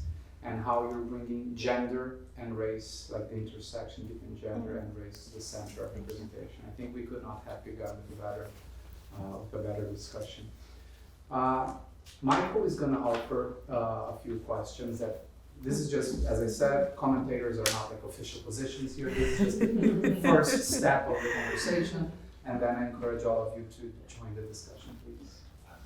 Thank you so much for such a beautiful, thought-provoking presentation. I initially thought of the comment as a conversation between your piece and Walter Johnson's piece. So perhaps I'll start with a question or two for you, and then ask another question, sort of thinking about the two pieces in conversation with each other. One of the things that particularly struck me, both reading the piece and listening to you talk, was your perception of this interstitial space in which several of the fictional characters you write about are talking about themselves or having other characters talk about them as living dead, sort of having a foothold in two worlds. And I found that really fascinating, and maybe particularly in the case of Don Quixote, where the main character is also thinking about, her place in the world, partly existing because of her deceased father. And I'm curious, sort of how you see this this living dead space, and maybe its potential connection to a notion of ancestry, to a notion of genealogy, of connection to previous generations. Yeah. Thank you so much for this great question. So actually, I have to admit something in my presentation, which we could be longer, etc. No, it is not. No, yeah, I actually that was Fanon at a certain point, and because I quote him. But since it was, I feel like no, because I didn't want to. I didn't want to put disrupt the on the female discourse with just the image of a man, which is essential to all their work of this. But it was just there. I admit that I was playing the politics of representation, so I excluded Fanon. Which is is here, but not there. And why I bring Fanon? Because I am actually going to quote him again, and the whole instead of the phrase I use, the excerpt I use in my work to define self-birthing. And he says, I ask. So he was wrote, and this is from, of course, Black Skin, White Masks. He says, I ask that I be taken into consideration on the basis of my desire. So it's a very internal desire. I am not only here now locked in thankhood. And he continues, I desire something else and I desire somewhere else and something else. So something that is not in the world and under the order in which we are right now, which is aware under this Euro-patriarchal epistemology. And he continues, I demand that an account be taken of my contradictory activity insofar as I pursue something other than life. That's why I brought this quote now. Insofar as I am fighting for the birth of a human world, in other words, a world of reciprocal recognitions. So we part first, and this is why there is liminality between life and death, because it is clearly the necessity, and all these characters go through a similar path, existential path, in which they have to either withdraw from their social life or cut any ties with any family. So stop living the lives that has been orchestrated for us. And that, of course, it works for any kind of identification, but I am working on Black women. And that's why there is this necessity of dying in our words. And then, which is the construct, from this position of being outside, like como el cimarrón, the marron person, individual, escapes plantation. In my case, in my studies, I talk about an epistemological plantation. So he or she, doesn't matter, or it, or them, or they, whatever, escapes the plantation, the epistemological plantation in this case. And this is why I am talking that the Maroon, even the traditional, the historical Maroon, from history, they even could cease being considered as blacks, because then, in the forest, in La Manigua, they were just them. Mm-hmm. With the finally control over their bodies, they could use their bodies in the way they decided to, their time, of course, their beliefs. It was the time, it was the moment in which they could actually use have recourse to whatever a system of belief they had. They were religious from Africa, indigenous, if they wanted still to believe in their and in the Catholic or it was their decision. It was as yeah, problem for that one. Oh my gosh. Okay, here, as Fanon says, it is. I demand that an account be taken from my desire, this very inner desire.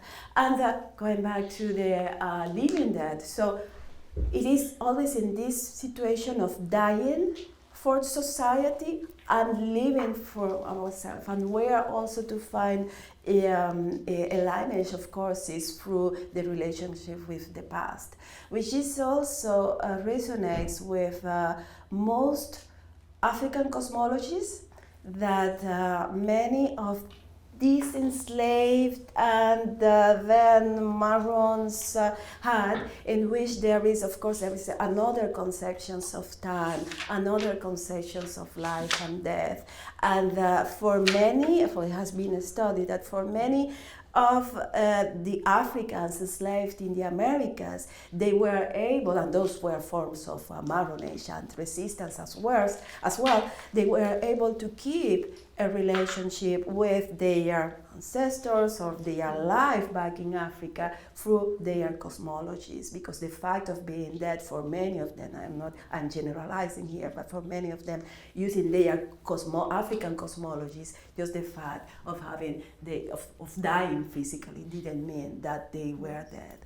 And this is part of and for us in the present, of course I am not African, but for us, the descendants, Afro-descendants, we also keep these possibilities and also breaking with the linearity of the time imposed to us.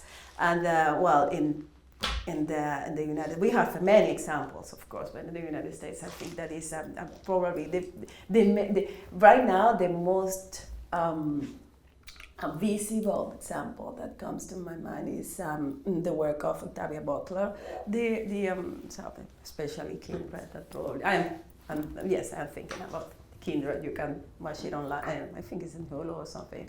It's not the best rendition of her work, but no, of course not. It's Hulu or Netflix or something else, some streaming service. But that is colonizing our minds right now. But still, we have this possibility. So it's a powerful resistance, and that's why I think that Edwidge Danticat, I think, never uses in her work on the farming of bones the word zombie, because it's not zombie, it's actually this liminal space, this atravesamiento, using the Nansaldúa, that allows us to not to be the character says here not to be these orphan people, not be at the bottom of the pot, but had some own agency through this migrancy, through this elusiveness. That living that so being in the liminal spaces of life and death allows. Thank you again. Anyone else want to join? Then Mike will present the second Sure, question later. sure, That yeah. goes to Leonardo. Yeah, thank you so much. I have so many questions. I found it so interesting. Thank you so much. I think I will bring two of my many questions. So the first is more from a literary critical viewpoint, and the second is more related to what we are doing today here. So we're trying to understand how we can talk about slavery and the legacies through global perspective. So the first question is about temporality, because you mentioned uncanniness and the uncanny body, and I immediately thought, given my education in a Eurocentric environment, I immediately thought of Bergson and then Deleuze, and then I thought of Homi Bhabha with the locational culture. And so I was thinking of this concept of uncanny as multi-layered temporalities that are embedded in what several authors, even in Italy, have expressed in their books. They are embedded in black female bodies that have survived colonialism and colonial rule. In the case of Italy, for example, we have a very important Eritrean Italian author who is writing about her ancestors who lived through Italian colonial rule in Eritrea, and was that a condition of enslavement or was not enslavement? It was definitely racial violence anyway. So that's what she's writing about, and she's talking about the black female body as uncanny because it's a body that embeds different temporalities.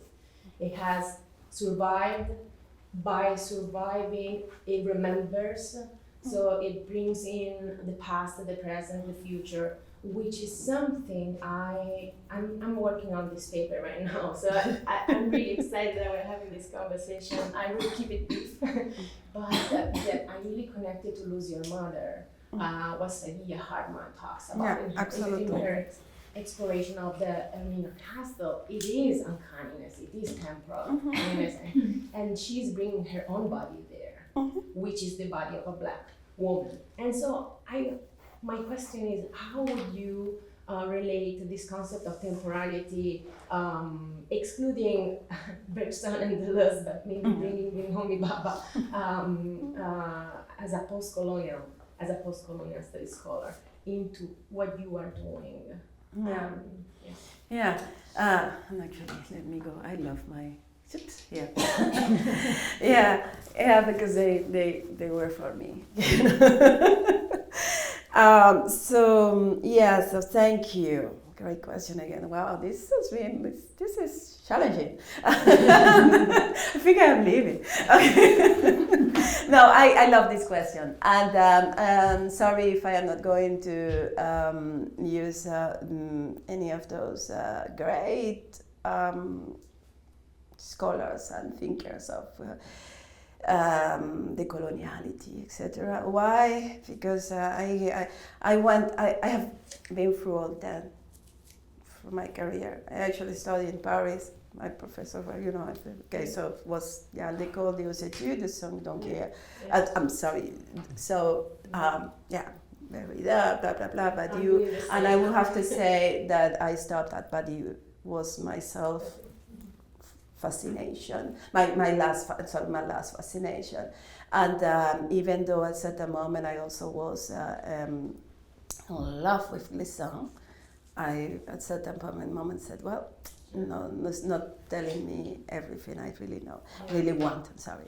And then, so absolutely, I think the first question is to ask ourselves what is the uncanny, and yes, there we will have to go to all these writers. But so the uncanny is that what is familiar but unfamiliar at the same time. And of course, a black woman is not only her body, And there is also there a distinction to be made between body and flesh, which I think Hartman develops in her work, probably not industrial model, but in others' works.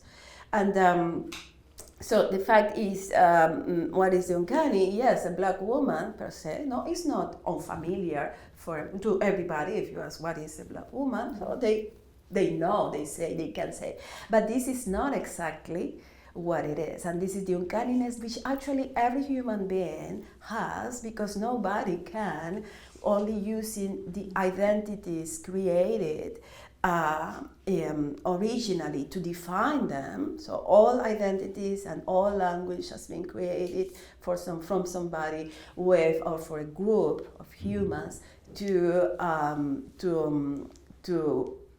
define first the ways in which they see their world, and to disseminate that, in this case is make it hegemonic, impose that worldviews. So the fact is, yes, so black women are complete, and probably some of this uncanniness, because what we really are is not contemplated within. When we decide to define ourselves, whatever we decide to define from ourselves is not contemplated within this project of humanity. If you have, and this is a very, then connecting now actually with activism and political work, I like I frequently recur to the work by Sueli Carneiro, and she has this concept that for black women, especially, she refers particularly in Brazil, but we can spend it at least throughout Latin America and the Caribbean. She says that we need a double, the black women needs a double militancy. It's not just, and to create like a third way. It's not in the civil and political arena. So she's not talking about academia or my beautiful concepts, etc., but the real, actual work, social work. And why? Because she describes how we have been, let's use that word, but it's not good, but we have been left behind by both the traditional feminism, which would appeal to our gender identity, our parasite of women, and by the anti-racist movement as a patriarchal anti-racist movement. So how to express what we are, how to express our own necessities and realities is through this double militancy. She talks from the activist and political arena. But then, I think this is absolutely connected with those epistemological concepts that I am bringing here. So being and you were referring specifically to temporality, of course, withdrawing from the social world, the epistemological world in which we have been defined, also means that we understand our bodies and our realities within another temporality. And that's why also it has been, we can probably go through and I don't have now any slides, so but I think that Grada Quilomba, I don't know if you are but Grada Quilomba is a Portuguese of African descent, everything, because she's a scholar, a writer, a performer. Right now she's one of the directors of the Bienal de Sao Paulo, so it's too many things for my She advances in this book that is called Plantation Memories, Memorias de la Plantación. She actually encourages racialized women in this case to change not only the narratives but the ways in which we the methodologies, and there this disruption of temporalities has an very important, because you were talking about something that I really found it was great. It was great, this idea by surviving we remember. So just by the fact of being here, we remember, our flesh remembers, and this informs the way we see the world, we understand the world, and of course we express the world. So as much as we stop with Black women, I'm talking, it could be even other racialized or otherized individual, as much as we allows ourselves to express, to have this freedom, emancipate for the narratives, and not only the narratives, but the languages that has been imposed to us. If we recognize that talking from our own experience is not, because it's subjective, it's not legitimized by academia, then yeah, I know it's the problem is that question was. We can continue talking later. So it doesn't matter. Is it okay? Okay. Thank you so much. And I have to say, I have to get, sorry I'm hitting, I'm just I was like, oh, I have to so apologies. First, I would just kind of connecting to something just happened yesterday, and then a more question. It's just, I was at one of those administrative meetings, personnel issues, and I was just, I obviously I can't say too much, but I will just say that it was very painful to hear a white colleague, a senior scholar, evaluate a person of color, a Black colleague, was partially writing kind of about his own, his topic, it vaguely relates to his own ancestry, but basically, as an accusation I heard that this same colleague had made in the past, that when the candidate, the person is a person of color, he says it's political, and it's used as a denunciation, right? That when it's speaking from personal experience or has some connection, that if you're a person of color writing about your own, then it's political, and his implication is that hence it's not really academic, right? And it was the same accusation made against Garcia Pena, and so it was just, and then I had to go teach class, and I was like, I'm sorry, students, I'm just kind of still recovering from this thing that was just hurled, and it was just, I'm still kind of I don't know if I even need to process it, but these are the work that you're doing, in which you're bringing together your academic work, but also just putting your personal story front and center is so important. And I feel like by putting yourself out there, you also are exposing yourself to a lot of vitriol. So I want to thank you first for doing it. I think it's an act of great courage, but it's really important. So thank you. And secondly, just for your presentation, I'm almost always envy when I see literary scholars. One of the reasons I even entered this field was I took a class with Kamau Brathwaite when he was at NYU, and I wasn't even a student, but his class was open. Anyone could go, and it just changed my life.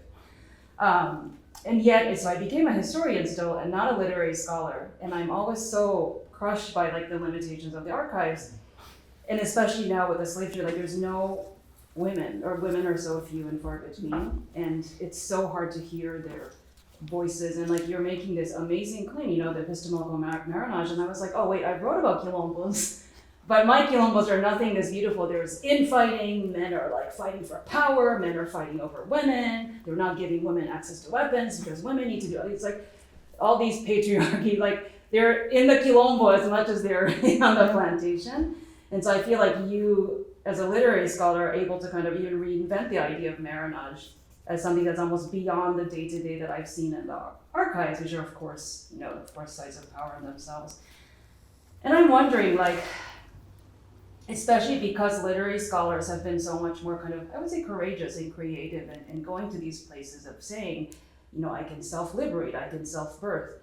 How do you think, and I'm sorry, maybe this is me making this into questions that I'm interested in, for you as a literary scholar, how do you think this kind of work that you're doing, this rethinking, this self-birthing, can translate into other fields for those of us who work in other fields where these voices are just not there or just are being crushed all the time? How are ways in which we can incorporate your perspectives and perspectives of these writers beyond the literary? Yeah, so thank you for everything. No, it was just especially coming out from yesterday, I was like, yes, I wish I was in that meeting. Yeah, this is I'm sorry, this is not for junior scholars. I have been a long way until before coming here, so it's not like I was born like that. I went through all this hummingbird. They are all of them. Actually, they're in between on my library, in mi casa, en mi biblioteca, detrás de un cristal. But they are there. I wouldn't have been here talking about this without all that. But what I want to say is yes, part of the of what all these narratives of disorder and the archives have been doing through their silencing and invisibilization of Black women. And yes, I go back to Anastasia. I saw it, I was like, wait, I think I know, but I'm not sure. And I was really confused by the image on the right until I realized it was another and actually I Anastasia. brought here Right. even, I didn't say, so this is the image from la que está en Bahía. Yo no puedo cambiar de un lenguaje a otro tan fácil. Yeah. So I read here in Portuguese and go to Spanish, it's a mess. So this is, this is not even in the original drawing, this is still the drawing that is venerated by Brazilians right now. I took this, it's my picture, I took it right there. So, but when I was, so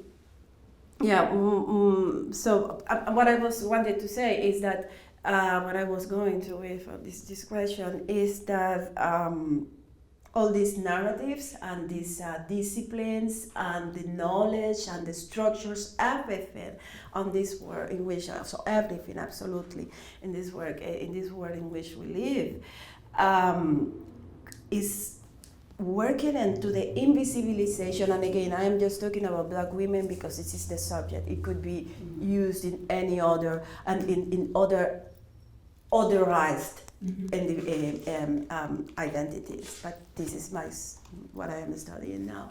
So all of these structures has been created and reproduced to keep us invisibilized and silenced. And not that it's not the silence of the Black woman, it's the silencing, like through you, I would say, the silencing of the past.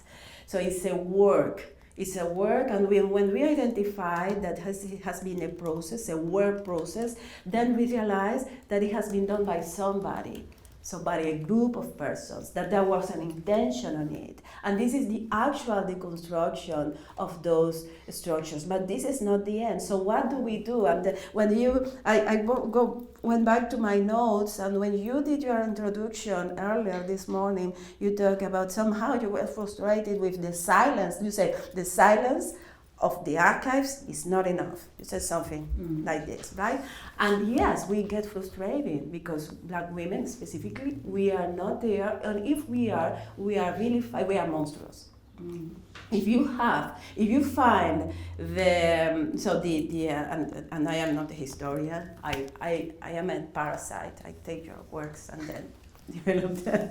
So, but you know perfectly that, that's why I brought here the examples of Fermina and etc. and all these great Black women of the colonial era, but were great, but were monstrous. They were uncanny because yes, they were, but until what extent, for instance, in the case of Fermina and Carlota in Cuba, they were accused. If we go to, I didn't go there. Historians went for me. If you go to the archives, they are described as probably lesbians and with the rage of the Black woman, all these myths that allows our societies not to deal with the very fact that they had agency and power, because this is what it's really. So to your questions, how to take and probably to use these approaches on your work as historians and political scientists is, I would say, probably forcing ourselves to go beyond the frustration and deconstruct. You know, I know this is the facts, and so the facts, you know, what you find in the archive, this is what they say. So because somebody wrote somebody wrote that history. Somebody was taking notes of in the trials in el caso de Cuba, and was taking notes of what the people said about Carlota and Fermina. So the other question might be to ask, who are them? And this is what I am actually. I would love to know, that those historical accounts were also focused on who were the people, and in what circumstances they were constructing this history. And please, yes, Coach, we'll go back to the archives.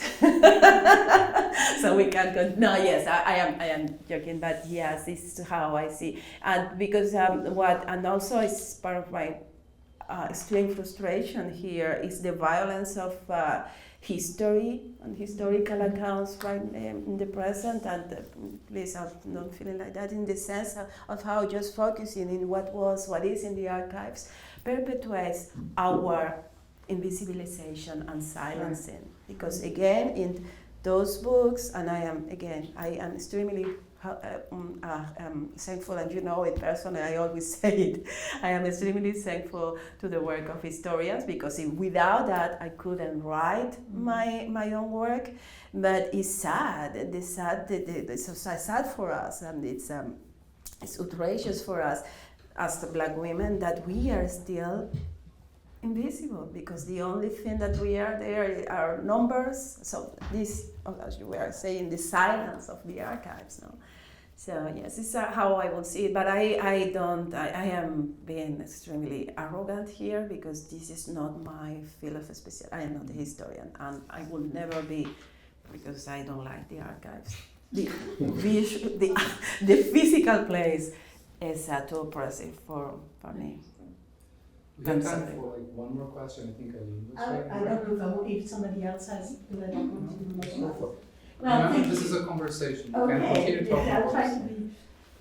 Thank you so much for this presentation. It's really fascinating. At the same time, as it's going to be not only transnational, but also transcontinental.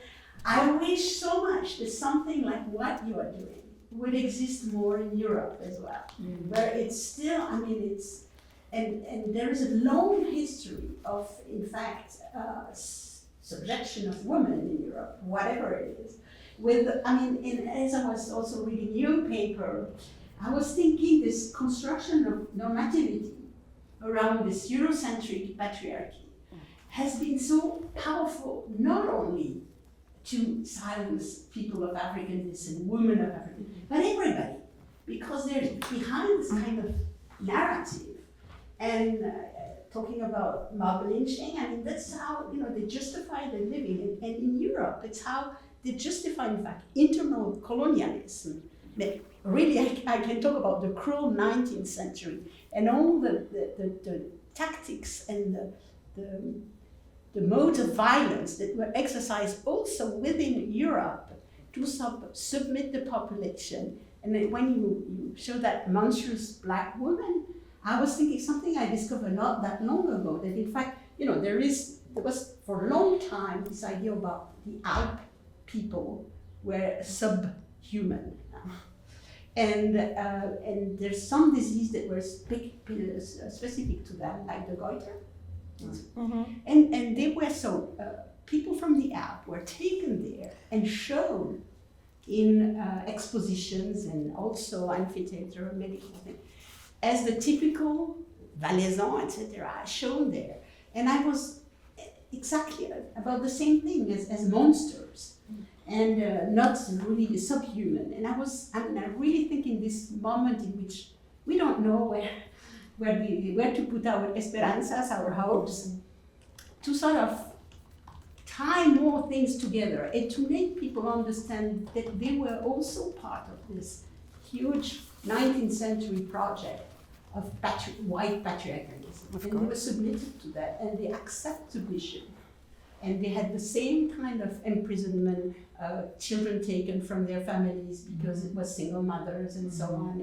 And it's sort of slavery that existed. Mm-hmm. And I wonder if to make that more connection between all these different types of submission, there would be not also a way to sort of unite people behind a consciousness that, I mean, all histories are also based on exploitation, under manipulation, this thing about uncanny and all that.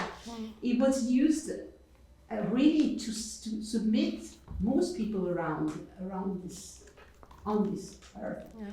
And I wish you could sort of interact with women in Europe to sort of show them that the work you are doing is really a model for some kind of historical discovery there as well. Yeah.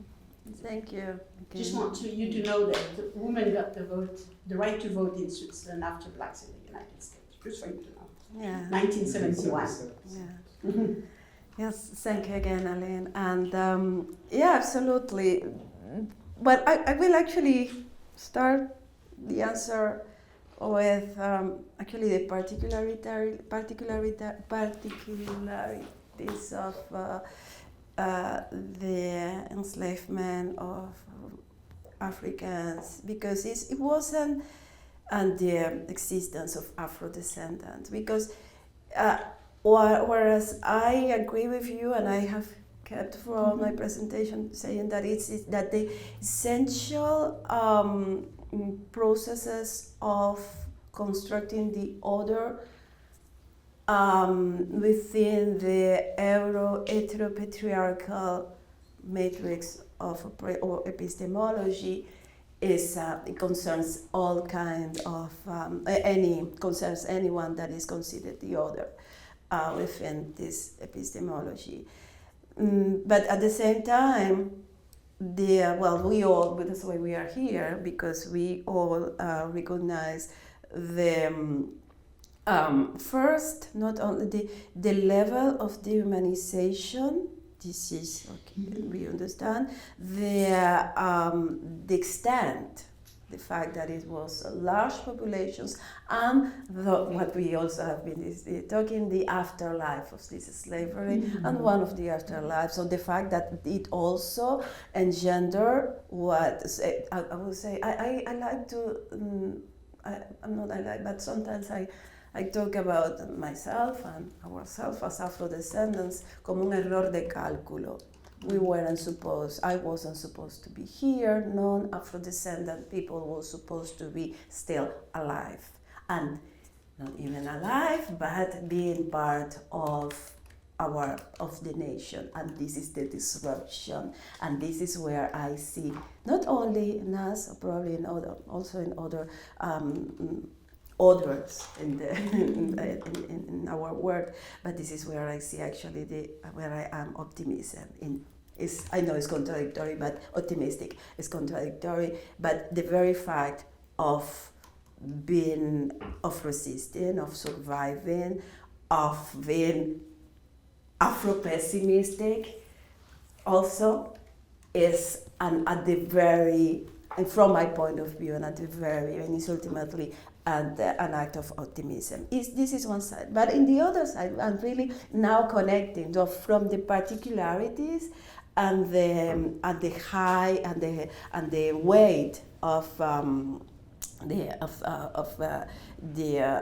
enslavement of Africans in the Americas, and also something. I think we have to understand also, and we have to always keep in mind, not only the situation, and going back to this trans-hemispheric perspective, we have to keep in mind the what we know. Okay, Eric Williams. So the essential, not the impact, I don't even know how to say. So the importance of that in the construction and existence of capital and global capitalism right now, without the import and the transatlantic import of African enslaved, Switzerland wouldn't be nothing. Even Switzerland, who had but we have all read Eric Williams. So, and this, just to connect to, you are, of course, so there should be this this possibility of thinking beyond. So while recognizing the particularities of each forms of oppression, first recognizing them because they are particular, then finding the common relationship. This means our relationship, not relationship, but the imposition upon us by this matrix of oppression that is heteropatriarchal and Eurocentric. But I think that first we have to come from our own